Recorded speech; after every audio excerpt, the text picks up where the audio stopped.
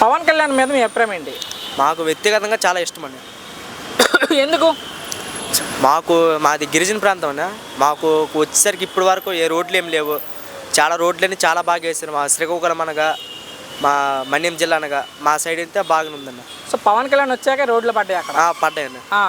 మరి గత ప్రభుత్వం ఏం పట్టించుకోలేదు? ఏం లేవన్న. ఎందుకని అలాగ అక్కడ పరిస్థితులు? మరి పరిస్థితి అంటే అది కొద్దిగా అతను వృత్తిగా కావచ్చు, ఇప్పుడు మన ఎమ్మెల్యేల తాలూకు కావచ్చు. మాకైతే పవన్ కళ్యాణ్ కూడా ఇష్టం అండి. ఎక్కువ గిరిజన ప్రాంతాల్లోనే తిరుగుతున్నారు ఆయన. ఎందుకు అంత ఇష్టం ఆయన గిరిజనులు అంటే? ఎక్కువ అక్కడే తిరుగుతున్నారు. ఎక్కువ అంటే అనే తక్కువ లోకల్ అక్కడేనండి ఉండేది. అది కాక చాలా మంచి వ్యక్తులు కూడా అటు సైడే ఉంటారు గిరిజన ప్రాంతం. అందుకని అంటే ఆయన సొంత డబ్బులతో కూడా వాళ్ళకి చెప్పులు కొనిచ్చారు. కరెక్టేనండి. ఇది వాళ్ళకి మామిడికాయలు కూడా ఏదో పంపించారు అప్పుడు. అవునండి, పంపించారండి. చీరలు అవనియండి, చెప్పులు అవనియండి. ఇప్పుడు డిప్యూటీ సీఎంగా ఉన్నారు పవన్ కళ్యాణ్. ఎలా ఉంది ఆయన పనితీరు? అంటే బాగుందండి.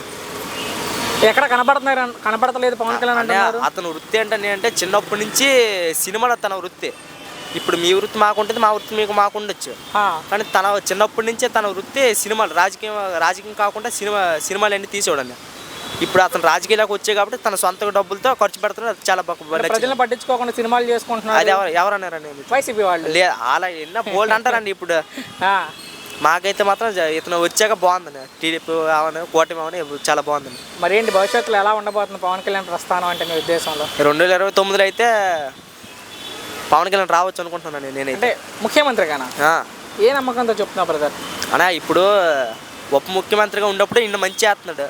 తర్వాత ఎందుకని రాకూడదు? సో ఒక మాటలో ఏంటి మీ అభిప్రాయం పవన్ కళ్యాణ్ మీద? చాలా మంచి వ్యక్తి అండి.